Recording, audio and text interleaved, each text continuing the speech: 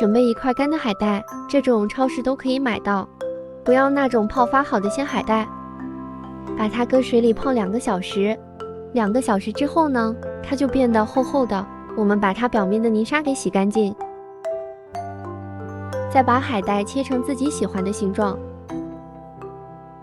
我最后给它切成了菱形，因为它会比较好看。你喜欢切长方形、正方形都可以。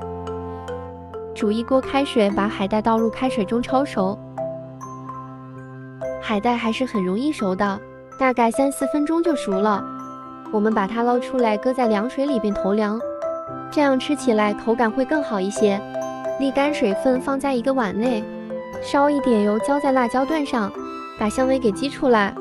如果你超级喜欢吃辣，那就直接把辣椒段搁油里炸一下再用，然后再放1大勺白糖，适量的盐，2勺生抽，1勺老抽，4勺香醋，1勺蚝油，然后给它充分的搅拌均匀。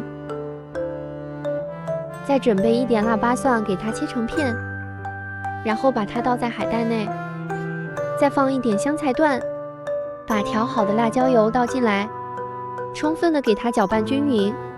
因为海带不太好入味，所以最好放冰箱里腌1天，第2天再吃。如果没有腊八蒜，也可以用普通的大蒜代替，但是那个味道可能会差一点。